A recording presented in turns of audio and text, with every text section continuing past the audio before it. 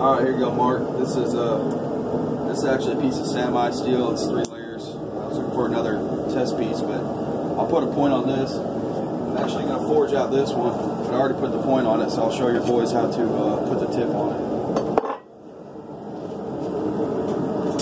Get this fire. Got to get a good forging temperature. All right, now the tools you want. Of course, you want some sort of metal. I actually started on a little vise that had a little hammer in place, kind of like that over there. On the back, I ended up breaking it over time, but then I moved up to a $50 Harbor Freight. Worked great. And then I got a big chunk of metal here. A big chunk of metal there. Anything solid will work. It doesn't have to be one of the fancy $1,000 animals. This is almost 300 pounds, 285 pounds. Spent $200 on it at the steel yard, and it's gigantic. Hammer, you don't want more than 2 pounds for your forging. I don't care what you're forging, unless you're doing some big drifting or something and you got a striker, a guy helping you. You don't need any more than 2 pounds. 2 pounds to a little ball peen. I don't know what I do with my ball peen, but that's all I ever use. You don't need nothing bigger. Now, we'll get the steel up to temperature. I'm actually having trouble with my forge right now. It's too much pressure, I guess. I got to figure that out. It's freezing everything up. You want to get it to a good orange. I don't know if that's picking up good, but a good orange. Now, to form your tip, first want to start. You come back on this corner, start working the corner down. And you can't continue to do that because it's going to create a belly in there, which will eventually create a cold shut. You get good at this. I'm going to do it slow, and I'm not that good at it, but you get good at it, it's going to take several heats. But you can actually start to see a little belly forging in there, and that will close up on you. I'll show you how to keep doing that. Keep from doing that. I'm going to get back in the fire and let it get heated up. It won't take as long this time. Alright, see now when you look in the forge, the camera may be pointing at it, you're not going to get, yeah, it's a way, way brighter in the camera than it is actually in real life. Now, I don't have my thermometer on me to read that in there, but it's pretty goddamn hot. When you get over 2,000 or so, you're going to start burning that steel. I'm not going to say numbers because I really don't have the sheet in front of me, and I don't want to tell you the wrong number. You get a bright yellow, bright whitish yellow. You're a little over 2,000, which is forging, which is a welding temperature. Now this is a really bright orange. This is actually what you're looking for. I started curling it for you, and that's creating problems right there. So you want to bring it to the end of your anvil. That'll create a cold shut if you leave it like that. So you want to work that back, and actually these tongs are a little loose. It's made for a little bit bigger piece of metal.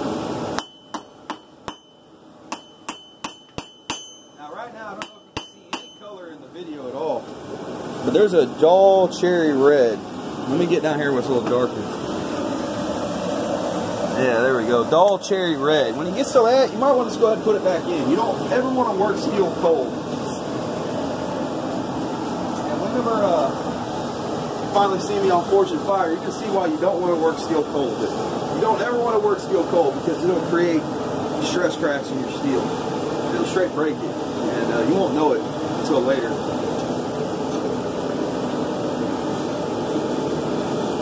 Now, as far as cracks, the best way to know when you're using a propane forge, it's very hard to see in a coal forge unless you got a nice dome built, and I'm not doing that today. I do have a coal forge, but you'll see a dark line. If you see a dark shadowed line in there, you have a crack. So you need to stop what you're doing and fix that crack, which really you normally just throw it away. Throw it away because you're not going to do nothing with it. I'm going to change tongs here. Alright, now to forge the tip, keep from getting that cold shut, you want to bring the end of the knife right off the edge of the anvil. Forge that tip down. Back at a 45. Now it's going to create this little lip on there. And that's fine. You put it back over your anvil. Tip, flip it over.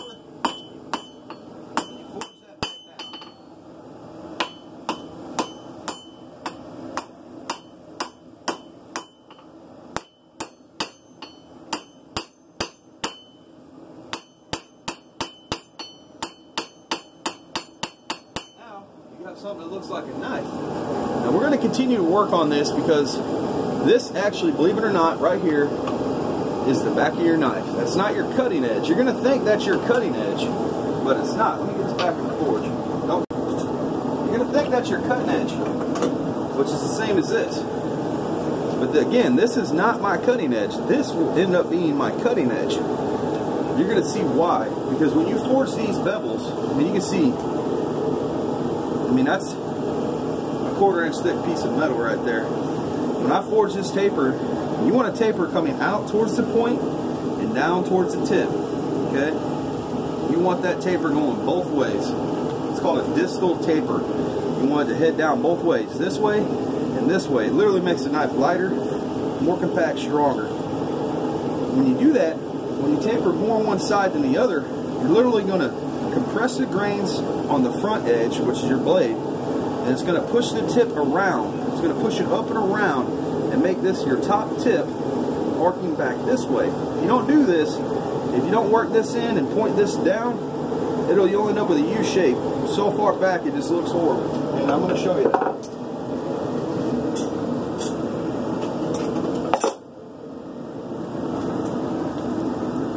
So I want more of a clip on it. So I'm going to come in here, work a lot more of a realistic point. You see I'm working over the edge band, backing it down, and then nice light hammer blows. Keep it all nice and straight.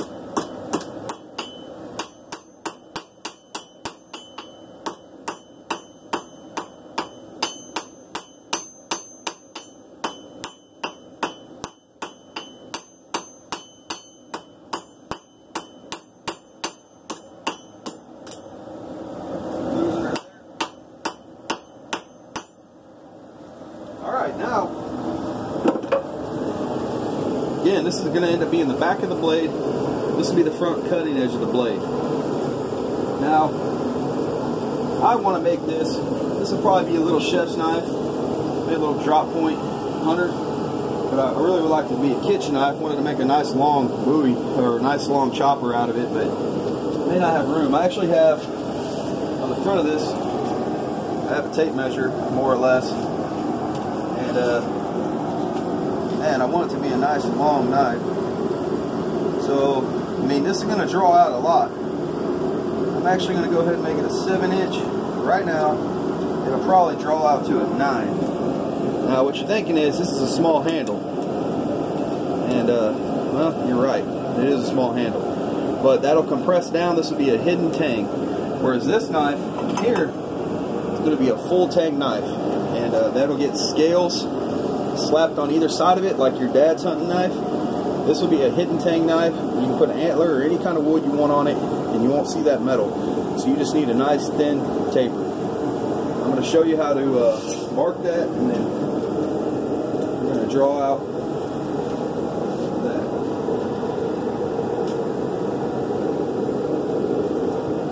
Alright, if you're wondering, this piece of soapstone did come from Wyatt Field Service. They were nice enough to donate this to me for all my years of service. I appreciate that.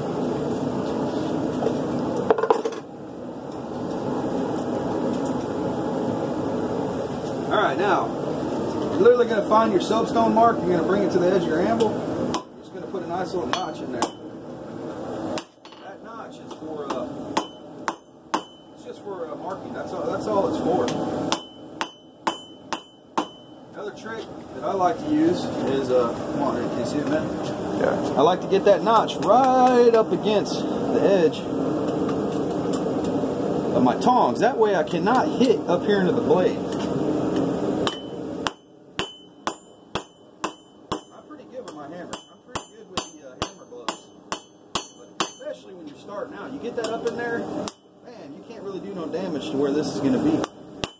Down there, and it's like, oh well, I hit down there. Now, that's where the handle's going to be. I want to set up a thing called a ricasso. Ricasso is not necessary in all knives, and it's not 100% needed. And let me find a knife here. There's one right here. Yeah, lighten it up. Now this right here, this area between the bevels of the knife, the blade itself, and the handle area, this is called your ricasso. Okay, it's where you put your stamps. Your finger guard will hit up against this, and it'll be a good looking knife. It has that little area, and I like it there. Not all knives need it. A lot of hunters don't have it, but I enjoy putting them in. Especially this is going to be a nicer sami style chef knife. I'm going to put it in there. I want a mark on it, and I'm going to put bolster's finger guard on it, and I want it to look nice.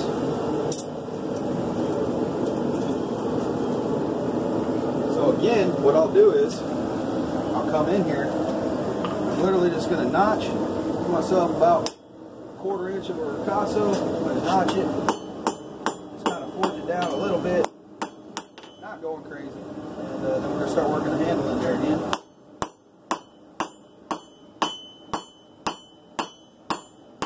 And actually, to be honest with you, I think I have too much metal for the handle, but that's okay.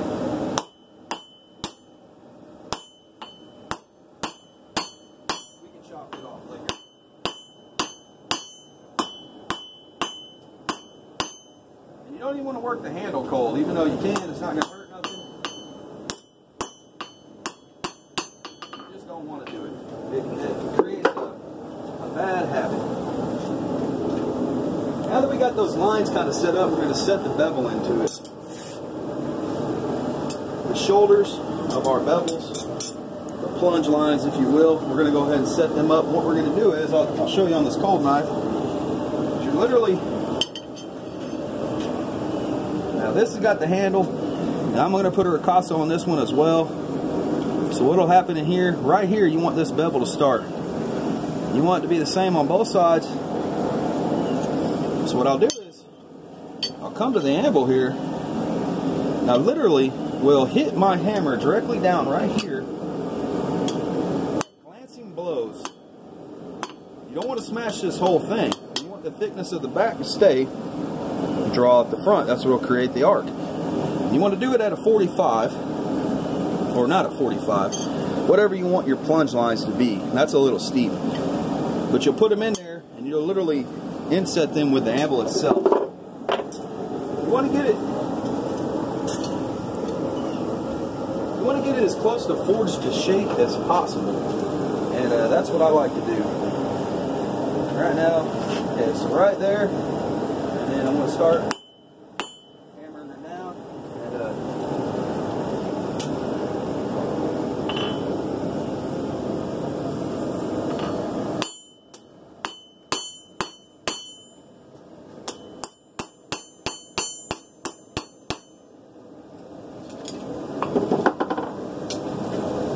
I got to switch. I'm not holding on to it real well. I like those tongs the most, but they're just not holding it for me. I have to do this one. So it wasn't a very good demonstration there. I lost it with the hammer. I like them other tongs. It's for bigger blades. You need to make or buy a couple sets of the smaller and bigger. Okay. All right, so you guys watching at home, it's smoking right now because I have oil on this.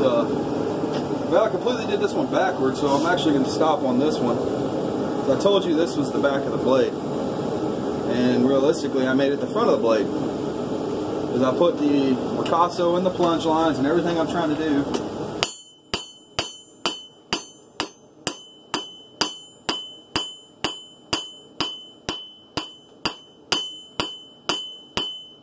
On the front of the blade.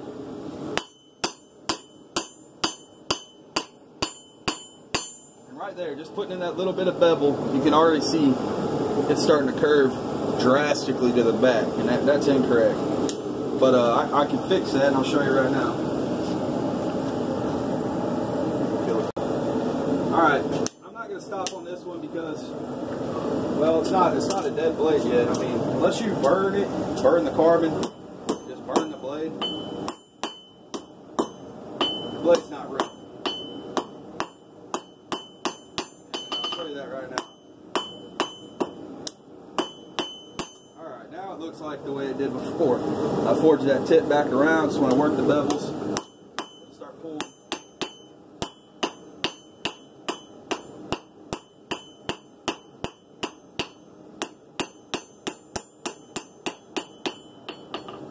start pulling itself back around.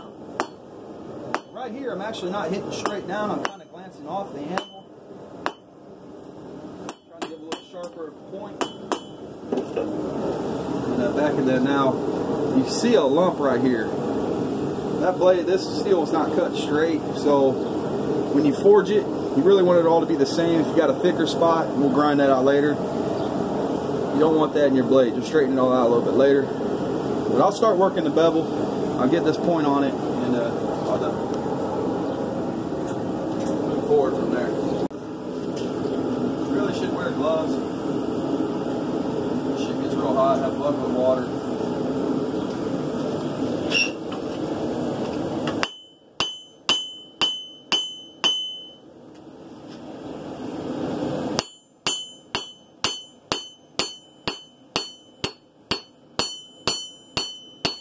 Work the blade in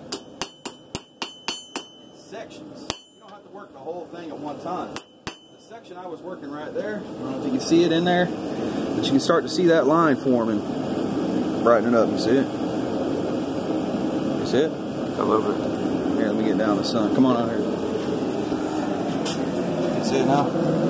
You can start to see that line forming where the actual plunge line is going to be on that blade. And it's just a reference, so when you go to make the actual final blade, that's where it'll be.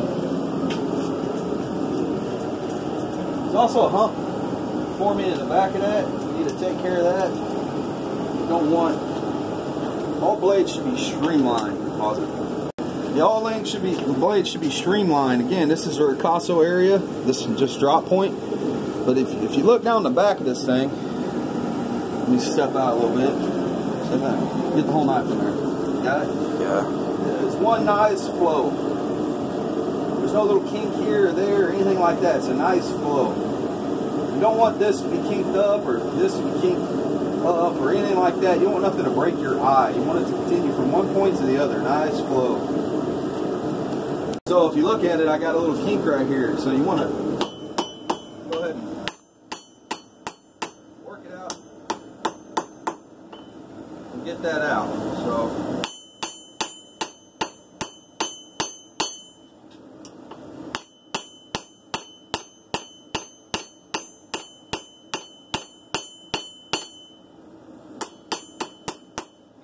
that point starting to straighten back up. You may have to adjust it several times. And I don't have a wire brush right now, but get all that scale off it. I'm going to leave a rough texture on the back of this blade because it is sami, soft iron on it. And, a little rusted look.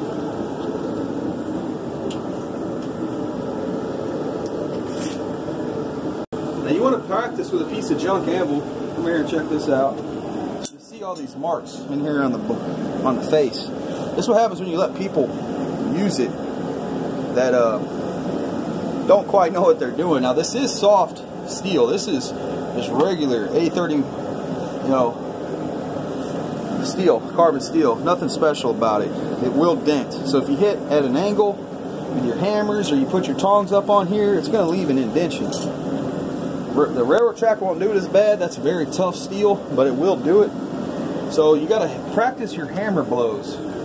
You want this thing to land flat. You want to be able to hit this and not leave a mark at all. It has to land flat. If you land at any kind of angle on this bite or on this hammer surface, it will dent it. And I'm doing all this talking to give you a good lesson. You can burn your blade real fast. You got to be careful. Bring it to the edge, right where you want it.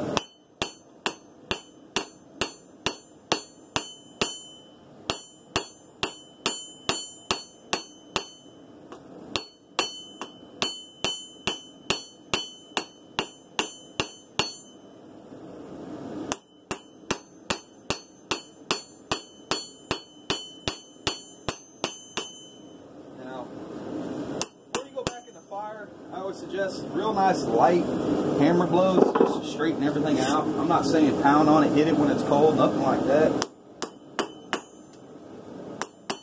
You just want to straighten it all out.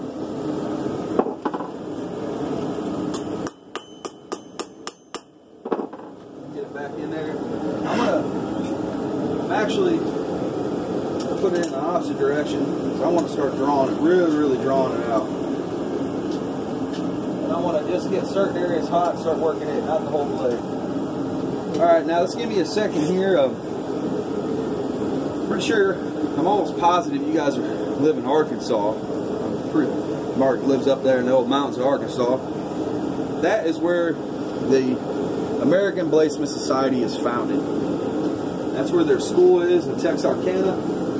They have the Natural History Museum for the Bowie knife. And they have a lot of American bladesmith masters and journeyman smiths that put knives in that museum, antiques. Highly recommend going to their website, checking it out. You sign up for it, I think it's like 30 bucks a year, something like that. It's nothing real expensive. But their forums, American Bladesmith Society forums, are extremely good.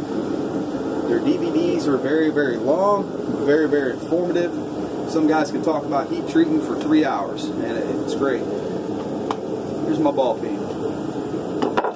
But you may be a little young to be trying that, but there's been a couple masters who were 18 years old, but their fathers were masters, or excuse me, not masters, journeymen who were 18. There was one master, I believe, that was 19. It's a very hard thing to reach, but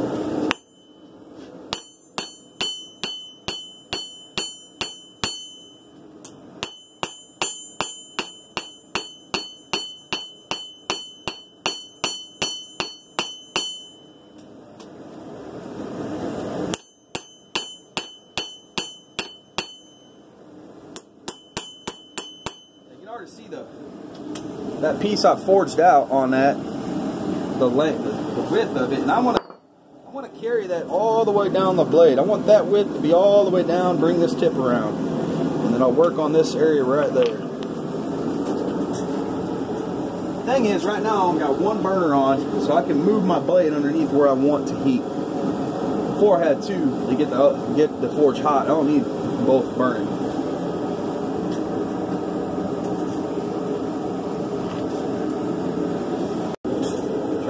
Done quick here. I don't want to make this video too long.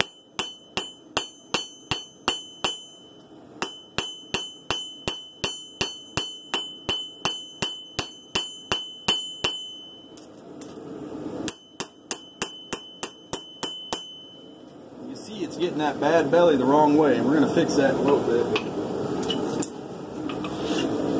I would show you fullering. Would show you how to do some fullering, which is with this piece here. It actually draws steel out a lot faster. With this blade, I'll actually do it because it's really thick, and it's only 1 inch wide, and I want to get it as close to 2 inches as possible. So quite literally, I'll take this and I'll hit across it this way, drawing it out, pushing it as much as I can that way. I'll keep doing it and doing it, then I'll come back with a flat, smooth it all out. It's going to leave indentions, ripples in it across the steel, and I'll come back flat, smooth it all out. Does it a lot faster. Actually, a lot of people, they fuller over the horn of their anvil. Gives 2 fullering pieces, and you can fuller it out a lot longer. I mean, this blade's only 8 inches, and I want 10 inches. So I got to get 2 inches out of this, and I need to get another inch of width, and I can easily do that. And I'm about to ruin a really good piece of steel talking. And trust me, that's happened many times.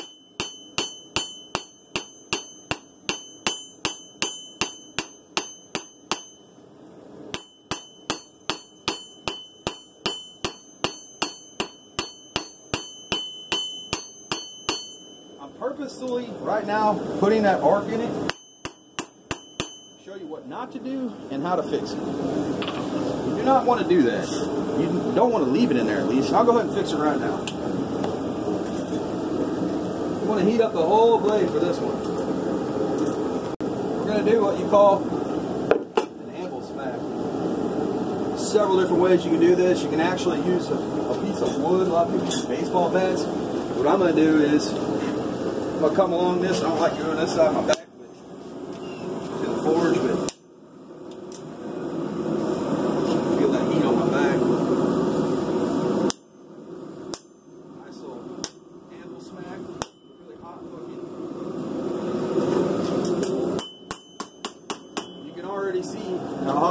how straight it's become. I'm going to do it again. I think get a good straight line. Get it hot one more time. And I got it there again. I'm going to flatten it out. Again, you can take a piece of wood. Go ahead. Really whack her down. Real flat piece of wood. Use a 2x4. The reason you use a piece of wood or the anvil smack is to keep from crushing that thin edge you made. You made a nice thin edge. You don't want to smash it. You don't want to sit here with this hammer and just beat it to death. You want to be able to just get a nice little taper on it. Now I'm going to finish this up here and then finish this area and show you the drawing out of the tank. We'll be about done with that one.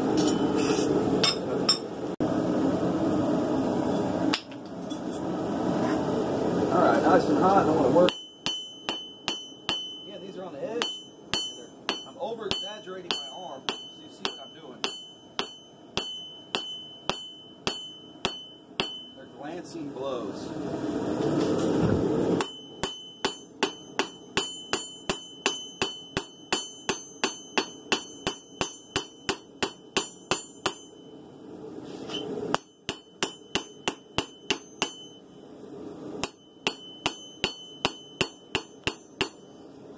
That right there is about as thin as I want to get for a heat treat.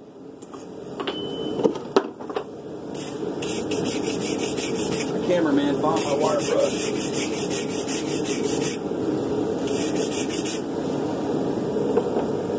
Now I'll finish up the ricasso area and the tang area.